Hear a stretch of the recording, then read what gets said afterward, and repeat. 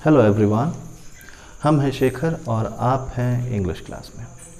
तो आइए आज हम इंग्लिश क्लास में विलियम वर्ड्सवर्थ का सेकंड सेक्शन डिस्कस करने वाले हैं। सेकंड सेक्शन यानी फर्स्ट सेक्शन में हमने विलियम वर्ड्सवर्थ की लाइफ और कुछ वहाँ की उनकी कृतियाँ डिस्कस की थी, जैसे पहली पोएम उनकी। लेकिन अब यहाँ पे हम लिरिकल बैलेड्स को डिस्कस करेंगे। लिरिकल बैलेड्स क्यों? क्योंकि लिरिकल बैलेड्स अधिकतर हम लोगों में से कुछ लोग ऐसा जानते हैं कि लिरिकल बैलेड एक कविता है, जबकि वो कविता नहीं है। लिरिकल बैलेड नाम की कोई कविता नहीं है। लिरिकल बैलेड उस किताब का नाम है जिसमें ये कविताएं संकलित हैं। तो यानी कि उस बुक का नाम है, ना कि एक इंडिविजुअल कविता का। ठीक है। अब यहाँ पे लिरिकल बैलेड लिखी गई 1798 में। हमने आपको पिछली बार बताया था 1798 में क्या क्या हुआ। 1798 में कॉलरिज और वर्ड्सवर्थ ने मिल करके कविताएं लिखी और उसको पब्लिश किया लिरिकल बैलेड्स के नाम से। तो आइए, लिरिकल बैलेड में पहले क्या है, 4 पोएम कॉलरिज ने लिखी, 19 पोएम वर्ड्सवर्थ ने लिखी, टोटल हुई 23। S.T. कॉलरिज और विलियम वर्ड्सवर्थ, ये 23 पोएम्स हुई। इसमें कुछ चीज़ें इंपॉर्टेंट हैं। देखिए, 1798 में जब ये पब्लिश हुई तो कॉलरिज और वर्ड्सवर्थ दोनों के नाम थे। 1800 में जब ये पब्लिश हुई, प्रीफेस लिखा वर्ड्सवर्थ ने, जिसको कॉलरिज को लिखना था, तो वर्ड्सवर्थ ने इसको लिखा। उस समय सिर्फ वर्ड्सवर्थ का नाम वहाँ पे था। देखिए, ये सारे क्वेश्चंस बनते हैं कि 1800 में से कॉलरिज और वर्ड्सवर्थ साथ में थे, नहीं, उसमें सिर्फ वर्ड्सवर्थ का नाम था। और 1802 में जब फिलाडेल्फिया में ये बुक्स गई तो सिर्फ वर्ड्सवर्थ ही थे। तो आइए इसमें और चीज़ें समझ लें। अब यहाँ पे S.T. कॉलरिज या सैमुअल टेलर कॉलरिज को भी यहाँ पे डिस्कस कर लेना चाह रहे हैं, क्योंकि उससे भी 4-5 क्वेश्चंस आते हैं और यही डिस्कस कर लेंगे तो आपका कॉन्सेप्ट क्लियर हो जाएगा। रिलेटेड भी है। कॉलरिज ने क्या किया था, इन्होंने 4 पोएम लिखी, जिसको हमने आपको पहले ही बताया था 1/3 ऑफ द बुक थी। यानी कि अगर बुक 100 पेजेस की थी तो 30 पेज की सिर्फ ये 4 पोएम थी। ठीक। इनमें भी जो खास बात है वो ये है, एक पोएम इनकी जो थी वो बड़ी इंपॉर्टेंट है और कई बार पूछा गया है, हर बार एग्जाम में उसको पूछता ही है। तो इसको समझ लीजिए, इसका है the rime of ancient mariner. The Ram लिख सकते हैं, RAM लिख सकते हैं, उससे आपको याद हो जाएगा। ये एक छोटी सी ट्रिक है हमारे हिसाब से। The rime of ancient mariner, ये कॉलरिज ने किया। ये पोएम क्यों इम्पोर्टेंट है, इसके 2-3 कारण हैं। ये कॉलरिज की लिखी हुई सबसे लंबी पोएम है, तो लॉन्गेस्ट हो गई, longest complete poem the rime of ancient mariner. उसके बाद इसकी एक लाइन बहुत इंपॉर्टेंट है, water water everywhere, not a single drop to drink. यहाँ पे क्या है, ये मैरिनर की बात हो रही है, यानी एक नाविक जो सागर के बीच में खड़ा है और वहाँ पे वो सोचता है कि उसके चारों तरफ पानी है, लेकिन वो एक ड्रॉप भी पी नहीं सकता क्योंकि सागर का पानी है तो खारा है। इसके साथ साथ ये लाइंस पूछी जाती हैं। और एक ख़ास बात है इस पोएम का कि the rime of ancient mariner lyrical ballad 1798 में जो पब्लिश हुई थी, जी हाँ 1798 में जो पब्लिश हुई थी, इसकी फर्स्ट पोएम थी। तो कई बार ये भी पूछा जाता है कि लिरिकल बैलेड की पहली पोएम कौन सी थी। तो अधिकतर लोग सोचते हैं वर्ड्सवर्थ की होगी, टिंटरनेबे या कोई और होगी, ठीक है, लेकिन वो the rime of ancient mariner Coleridge के द्वारा लिखी हुई वही फर्स्ट पोएम है। तो इसमें देख लिया, लॉन्गेस्ट कॉलरिज की पोएम है ये। इसका एक कोटेशन, वाटर वाटर एवरीवेयर। उसके बाद कॉलरिज की ये लिखी हुई फर्स्ट लिरिकल बैलेड में फर्स्ट पोएम है, ठीक है। और कॉलरिज की 4 पोएम्स में से सबसे लंबी पोएम यही है, ठीक है। तो ये क्वेश्चंस यहीं डिस्कस हो गए तो आपके लिए आसानी होगी, आपके एग्जाम्स में आएंगे तो आप कर सकते हैं। अब आते हैं लिरिकल बैलेड पे। 1798 में जो ये लिखी गई है, इसका एक छोटा सा सेक्शन और हमें यहाँ पे डिस्कस कर लेना चाहिए, नहीं तो हो सकता है आपके एग्जाम्स में आ जाए। तो वो है, एक इन्होंने प्ले लिखा था वर्ड्सवर्थ ने, उसका नाम है द बॉर्डरर्स। द बॉर्डरर्स था 1795 से 97 के बीच में इन्होंने इसको लिखा था। इसमें क्या है, बॉर्डर से समझ में आ रहा है कि किसी बॉर्डर की बात हुई। ये बॉर्डर है किसके बीच में, फ्रेंच और इंग्लिशमैन के, यानी कि फ्रांस और इंग्लैंड के बीच का बॉर्डर, जहाँ पे मतभेद है।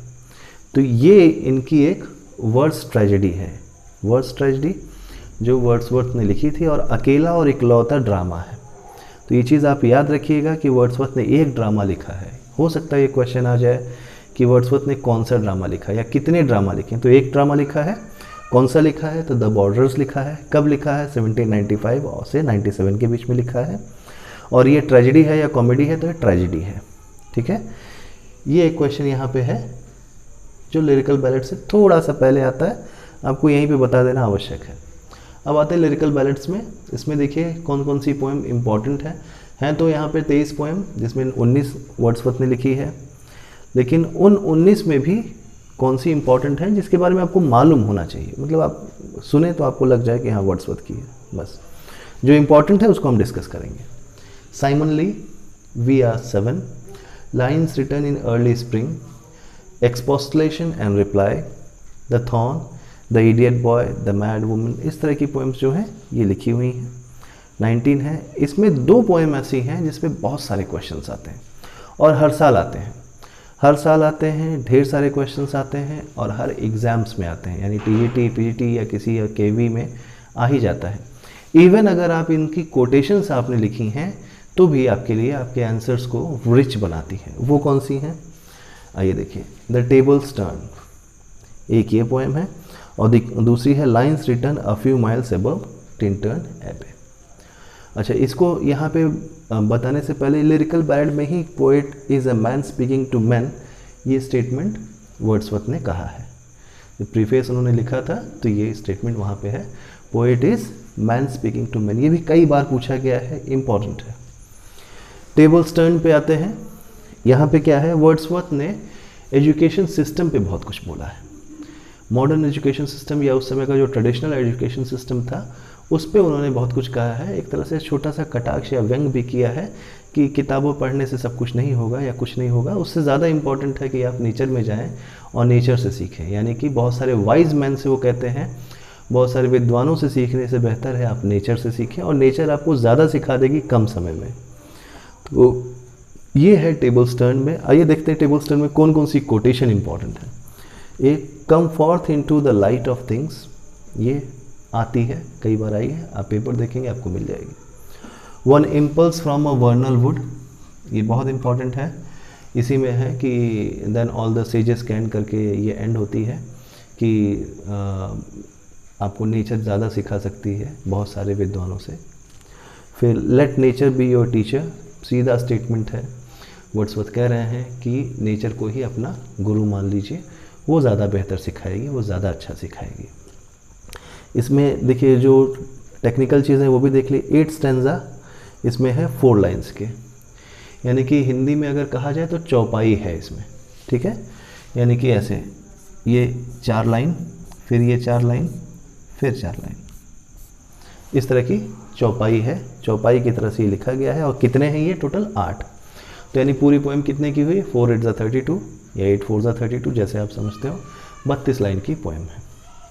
उसके साथ ये आयम्स में है, बैलेड फॉर्म में। बैलेड फॉर्म आप जानते हैं, आयम्स, आयम्बिक, पेंटामीटर, हेक्सामीटर, ये आपने पढ़ा ही है। स्ट्रेस्ड और अनस्ट्रेस्ड वोवल्स पे होता है, कॉन्सोनेंट्स पे होता है।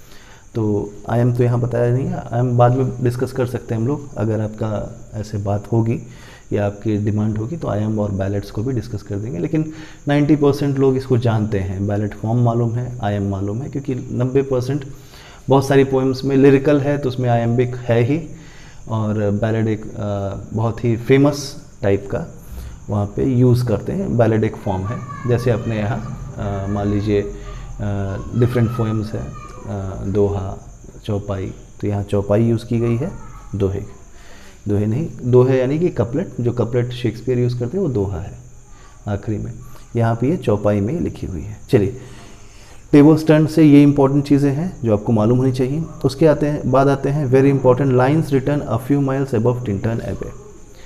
देखिए, इसकी एक खास बात ये भी है कि लिरिकल बैलेड की पहली पोएम तो राइम ऑफ एंशिएंट मैरिनर थी, आखिरी poem lines written a few miles above Tintern Abbey है।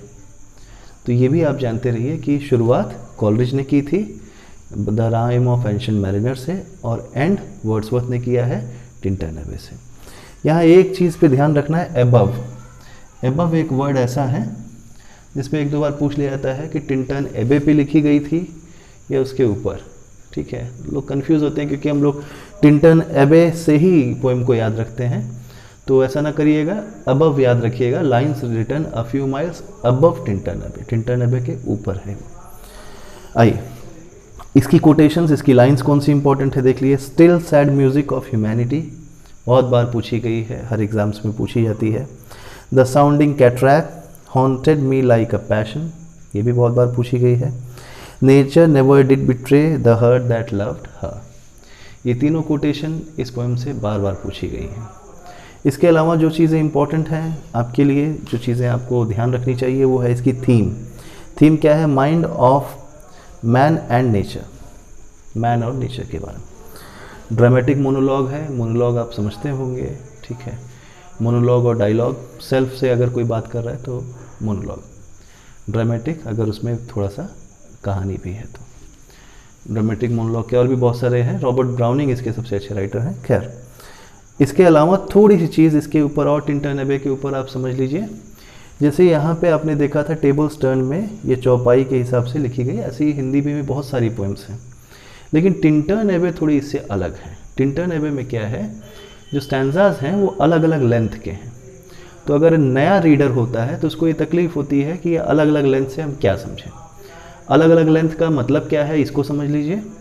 उसमें 5 स्टैंजा हैं टिंटन एबे में। 5 स्टैंजा में जो सबसे छोटा स्टैंजा है वो 9 लाइन्स का है, ठीक है, मतलब 9 लाइन का सबसे छोटा है, और सबसे बड़ा जो है वो 54 लाइन्स का है। तो ये अंतर है, आप इसको चौपाई की तरह से नहीं समझ सकते हैं, इसको ऐसे समझेंगे कि इसमें लाइन्स और स्टैंजा वैरी करता है, सबसे छोटा भी है सबसे बड़ा भी है, दोनों में पूरी तरह से अलगाव है, ठीक है। तो इस तरह से हमने बहुत सारी इंपॉर्टेंट चीज़ें यहाँ पे डिस्कस कर ली, ठीक है। इसके बाद टिंटन एबे को एक फ्लावर की तरह भी कहा जाता है कि this is the flower of 19th century, इस तरह से उसको कई जगह पे वहाँ कोटेशन दी गई हैं टिंटन एबे की बहुत अच्छी पोएम है। तो आपके लिए इम्पॉर्टेंट है ये तीनों लाइंस, उसकी थीम। कभी पूछ सकता है ड्रामेटिक मोनोलॉग है या कौन सा फॉर्म है, तो ड्रामेटिक मोनोलॉग ये बैलेड फॉर्म में है। और इसके अलावा जो आता है, जैसे आपको याद हो सॉलिटरी रीपर या बाकी पोएम्स हैं, लूसी पोएम्स हैं, 3 Years She Grew है, ये सब आती है विलियम वर्ड्सवर्थ की दूसरी 1800 वाली कविताओं में। जब 1800 में लिरिकल बैलेड फिर से उन्होंने पब्लिश की तो उसमें ये सारी इंपॉर्टेंट पोएम्स भी आती हैं। तो hope you enjoyed the session. अभी आप एंजॉय करिए, इसको सीखिए, और अगले वीडियो में हम लिरिकल बैलेड 1800 को जब डील करेंगे तो उसमें सॉलिटरी रीपर, फिर लूसी पोएम्स जो 5 हैं, उसके बाद ये 3 Years She Grew, और भी बहुत सारी इंपॉर्टेंट पोएम्स वहाँ पे डिस्कस करते रहेंगे। तो कीप ग्रोइंग, कीप लर्निंग, और keep subscribing and liking us so that हमारे वीडियोस पहले आपके पास आए। Thank you very much, enjoy yourself.